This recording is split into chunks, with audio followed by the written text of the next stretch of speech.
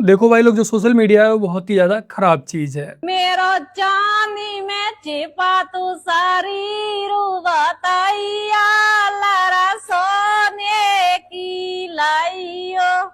आज हम आए हैं रात 2 बजे, बढ़िया घुसी आई घर में, पूरी गोंडली में तार फैंसी है काट के तब अंदर आए। चूरन की हौसला तो देखो, पर अब की वो मोते जूझ गई है।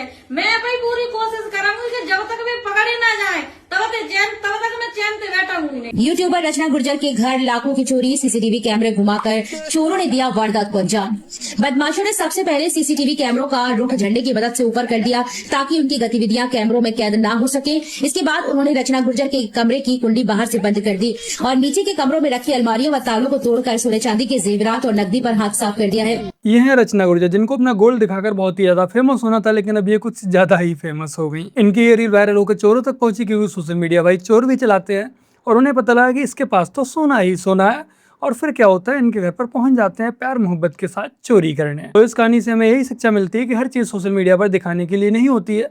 और मैं अगर आपको अपना पर्सनल ओपिनियन दूं, अगर मैं कहीं भी घूमने जाता हूं तो उसके फोटोज और वीडियो सोशल मीडिया पर मैं 3 से 4 दिन लेट ही डालता हूं। कभी समुद्र के नीचे जाके मतलब ड्रामा करेगा, और मतलब आपने देखा पता नहीं देखा, मतलब समुद्र के नीचे जाके बिल्कुल डरा हुआ था कि भैया कुछ हो ना जाए यहाँ पे।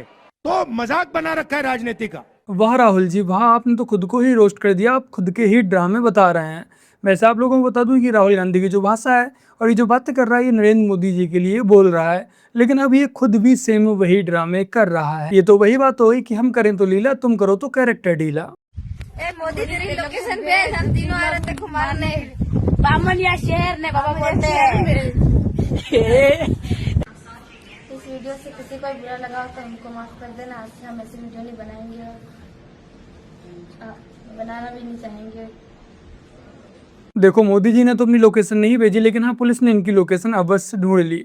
जब आपको सोशल मीडिया पर फालतू में वायरल होने का कुछ ज्यादा ही शौक चढ़ जाता है, तब कुछ ऐसा ही होता है। बाकी का कल वाली वीडियो जिन लोगों ने देखी, तो आप लोगों ने देखा ही होगा कि जोकर कैसे ईवीएम पर ज्ञान दे रहा है। तो चलिए थोड़ा सा इसका और ज्ञान ले लेते हैं। हमें क्यों 5 किलो राशन पे जिंदा रहना पड़ रहा है?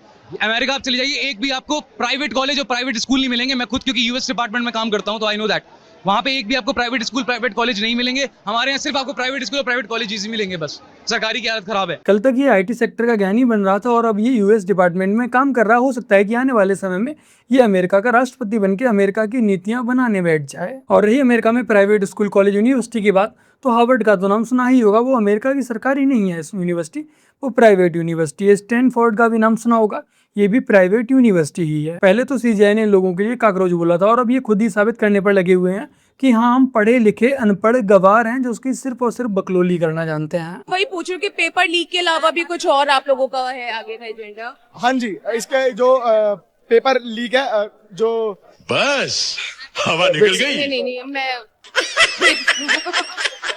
मैं देख रही हूँ काफी, आपको सच में काफी पसंद आ रहा है। पेपर लीक के अलावा ये कोई दूसरा मुद्दा तक नहीं बता पाया। कोई भी सरकार ले लो, हर सरकार में कुछ ना कुछ बेसिक सदाबहार वाले मुद्दे होते हैं, जैसे बेरोजगारी हो गई, महंगाई हो गई, भ्रष्टाचार हो गया, वा जो अपराध है, ये बेसिक से मुद्दे हैं, हर गवर्नमेंट में होते हैं। भाई ये तो हर कोई बोल देता है, तो आप समझ सकते हैं कि इनका आईक्यू लेवल किस लेवल का है। और यदि कोई इन पर दया दिखाते हुए इन्हें जॉब पर भी रख ले, इन्हें काम पर भी रख ले, तो भाई ये उसका प्रॉफिट कराने की जगह लॉस कराकर ही वापस आएंगे। क्रांति होने वाली है, जैसा नेपाल में हुआ था। नेपाल वाला इतना अच्छा चीज हुई है, वहाँ पे लोग जैन जी तो थे, वो लड़ गए सरकार से। उनको डर नहीं था कि पुलिस वाले हमको आके पीट रहे, कुछ कर रहे हैं। यहाँ पे एक बार लाठीचार्ज हो तो सारे भागेंगे अपने घर पे, ऐसे भागेंगे जैसे कुछ देखा भी नहीं है, चीता आ गया हो जैसे। यहाँ पे एक यूनिटी नहीं है ना, जब तक यूनिटी नहीं होगी देश के अंदर तब तक होएगा। जब तक मोदी को भगवान मानेंगे लोग, तब तक कुछ नहीं होएगा। सही बात। जब तक ये धर्मेंद्र प्रधान कुर्सी पर रहेगा या फिर उसके जैसा कोई और भोंदू मिनिस्टर कुर्सी पर रहेगा, तब तक कुछ नहीं होएगा। ये सारे के सारे भोंदू हैं, सारे के सारे हमको पागल बना रहे हैं। ऐसे युवा क्रांति लाई जा सकती है देश में। युवा क्रांति लाई जा सकती है एकता के साथ। यहाँ पर एकता मैं देख रहा हूँ बिल्कुल नहीं है। कोई कहीं खड़ा है, कोई कहीं खड़ा है, एक साथ कोई कुछ बोल नहीं रहा है। कोई कुछ नारे लगा रहा है, कोई कुछ नारे लगा रहा है। और सबसे बड़ी बात ये पुलिस वालों का, हमको जंतर मंतर में परमिशन मिली हुई है प्रोटेस्ट करने के लिए, तब भी हमको रोडों पे खड़ा कर रखा है। रोड पे कहाँ है? जंतर मंतर में तो है। जंतर मंतर अंदर नहीं है। अरे वो नहीं, वहाँ नहीं प्रोटेस्ट होता है, प्रोटेस्ट यही होता है क्या? यही होता है क्या? मेरे को नहीं पता था। क्या लग रहा है वहाँ पे कर रहे हैं क्या प्रोटेस्ट? वो नहीं है, ये प्रोटेस्ट है, यहीं पे प्रोटेस्ट होता है। ये सारे आए तो हैं, आपका सौरभ भैया सब आए। ये काट देना, ठीक है। अरे भाई, ये नेपाल पर कितना ज्ञान झाड़ रहा था। और जैसी क्रांति नेपाल में हुई है, ये वैसी ही क्रांति इंडिया में चाहते हैं। तो भाई ऐसे कैसे क्रांति आएगी? एक बात तो माननी पड़ेगी, इन जैसे लोगों को सुनकर, देखकर, जो कॉकरोच जनता पार्टी में प्रोटेस्ट करने गए हैं, उनके जो वीडियो क्लिप्स आ रही हैं, उसे देखकर इतना तो समझ में आ गया है कि हाँ, सच में पेपर लीक से भी अगर कोई बड़ी समस्या है तो वो हमारे देश का एजुकेशन सिस्टम। मोदी जी से मेरा आग्रह है कि भाई हमारे जो एजुकेशन सिस्टम है उसमें थोड़ा सीरियस होकर फोकस करो, उसमें सुधार लाने की ज़रूरत है, वरना ये ऐसे ही नमूने हमें आए दिन देखने को मिलते रहेंगे। आप बताओ, आप क्या करते हो? मैं वकील हूँ सर। एडवोकेट हो आप? अभी कहाँ पे प्रैक्टिस कर रहे हो? दिल्ली हाईकोर्ट में। दिल्ली हाईकोर्ट। अगर आपके यहाँ अगर कोई आता है और आपके देश के खिलाफ कहता है कि हम देश को 7 टुकड़ों में कर देंगे, आपको ये बर्दाश्त होगा? बिल्कुल होगा।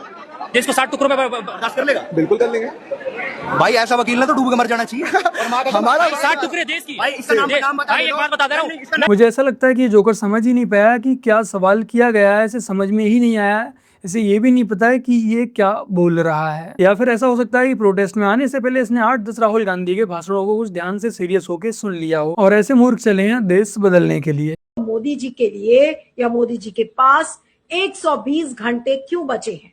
120 घंटे मोदी जी के पास इसलिए बचे हैं ताकि वो अपनी प्लानिंग कर लें कि उनको भागकर कहाँ जाना है। मैंने आप लोगों के लिए इस मोहतरमा की ये वाली पूरी वीडियो दिखाई थी, जहाँ पर ये कह रही थी कि जैसे ही जो अभिजीत दीपके है, कॉकरोच जनता पार्टी का जो मेन लीडर है, जैसे ही वो इंडिया में कदम रखेगा, उससे पहले जो अमित शाह हैं वो और मोदी जी हैं, वो लोग अपना बोरिया बिस्तर बांध के इंडिया छोड़कर भाग जाएंगे। लेकिन जब से कॉकरोच जनता पार्टी का आंदोलन हुआ और उसकी जो फजीहत हुई है, उसके बाद से देखिए कि अब इनका इस पर क्या कहना है। अब लोगों को विश्वास थोड़ा सा अब कॉकरोच जनता पार्टी के ऊपर कम हो रहा है। लोग ये सोच रहे हैं कि कॉकरोच जनता पार्टी कहीं आम आदमी पार्टी की बी टीम तो नहीं, कहीं कॉकरोच जनता पार्टी बीजेपी का खुद का षड्यंत्र तो नहीं।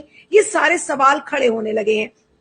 वरना ऐसा कैसे हो सकता है कि 22 मिलियन फॉलोअर्स जिसके इंस्टाग्राम पर हो, वो अचानक से इस तरीके से कैसे फिजल आउट कर सकता है? क्या कोई अंदर खाने डील हो गई?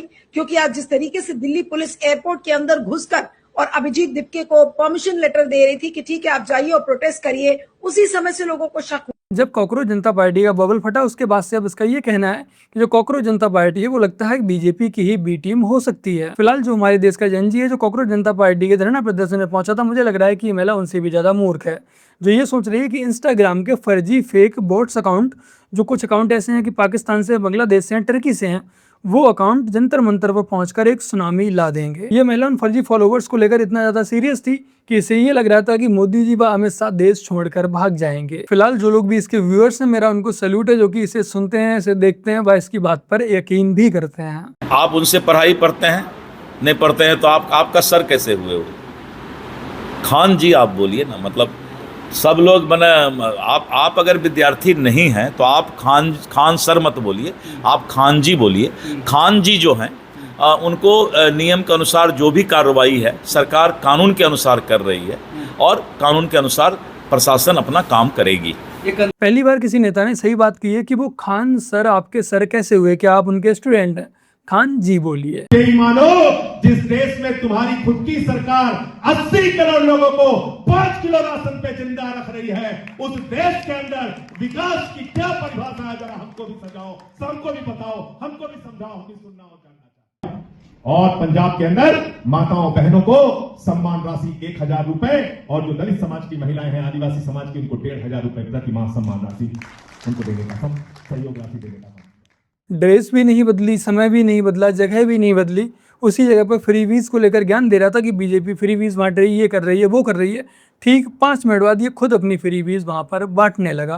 भाई हिप्पोक्रेसी की भी सीमा होती है। या तो ये खुद टोपीबाज आदमी या फिर ये जनता को टोपी पहनाने पर लगा हुआ है। आप जब कोई सामान खरीदते हैं तो सामान खरीदते समय एक चीज जरूर देखिए, क्या उसमें हलाल सर्टिफिकेशन तो नहीं लिखा हुआ है? यानी हर वस्तु में हलाल सर्टिफिकेशन। हमने यूपी में बैन किया है, मुझे लगता है कि आज यूपी के, उत्तर प्रदेश के अंदर कोई उसको खरीदने का या कोई बेचने का दुस्साहस नहीं करेगा। लेकिन आप आश्चर्य करेंगे, साबुन का भी हलाल, कपड़े का भी हलाल,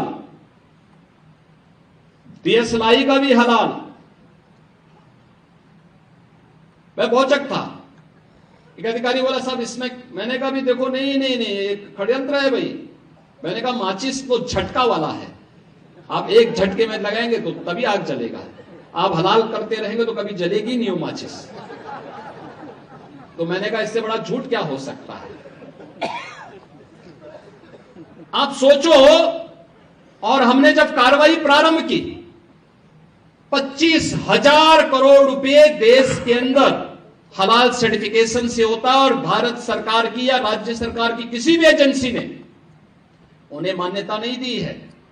ये सारा का सारा पैसा आतंकवाद के लिए, लव जिहाद के लिए और धर्मांतरण में दुरुपयोग होता है और इसीलिए उत्तर प्रदेश ने इसके खिलाफ बड़ी कार्रवाई प्रारंभ की है। ये हलाल इकोनॉमी हमारे देश को बर्बाद करने के लिए बनाई गई थी।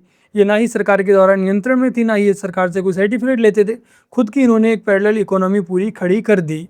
अगर उत्तर प्रदेश में अखिलेश यादव की सरकार होती, योगी जी की सरकार ना होती, तो भी आपके घरों में, वो मेरे घर में 90% से ज्यादा प्रोडक्ट हलाल सर्टिफाइड ही होते। आपके बच्चे के डायपर से लेकर खिलौनों से लेकर आपके घर में खाने पीने वाली सारी चीजें हलाल सर्टिफाइड ही होती।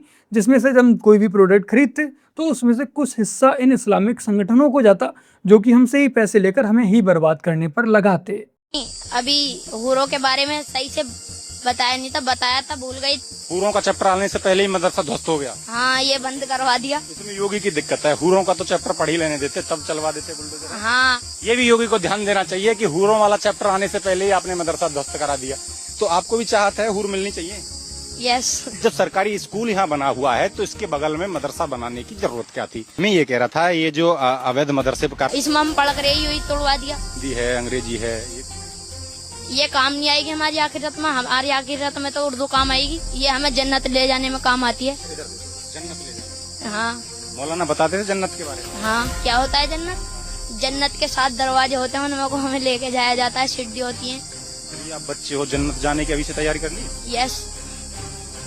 अभी तो यार देश के लिए पढ़ना है, फिर इसके लिए कुछ करना है, अपने घर वालों के लिए क्या करेंगे, अपने लिए करना है ना, इसके लिए कुछ नहीं करना। नहीं। देखो भाई, ये बहुत ही गलत बात है, मैं इसकी कड़ी निंदा करता हूँ। कम से कम जो हूरों वाला चैप्टर था उसे तो पढ़ने देना चाहिए था। अगर बच्चे वो हूरों वाला चैप्टर पढ़ लेते तो उन्हें समझ आ जाता कि हूरों की जो लंबाई है वो कितने कितने फीट की होती है। अगर वो समुद्र में थूक दे तो समुद्र जो खारा पानी है वो मीठा बन जाएगा। अब आप ही लोग बताओ कि जब ये बच्चे कुछ सालों के बाद जन्नत में पहुंच जाएंगे तो भला हूरों को कैसे पहचानेंगे। तो बस मेरे प्यारे भाई बहनों, आज की अपनी इस वीडियो में इतना ही। वीडियो को लाइक शेयर कमेंट और अपने इस चैनल को सब्सक्राइब से कर लीजिएगा। वह जो ये कॉकरोच जनता पार्टी का प्रोटेस्ट हुआ है, इसको लेकर मैंने 3 वीडियोस बनाई है, पार्ट 1, पार्ट 2, आज ये तीसरी वाली, इसमें भी कुछ क्लिप ऐड किए हैं। तो अगर आप लोगों ने पार्ट 1 और पार्ट 2 नहीं देखा तो मैंने पिन कमेंट में उनके लिंक पिन कर दिए, तो जाकर एक बार उन वीडियोस को भी अवश्य देख लेना। चलिए मिलते हैं जल्द ही एक और नई वीडियो के साथ, तब तक के लिए जय हिंद, वंदे मातरम, जय श्री राम।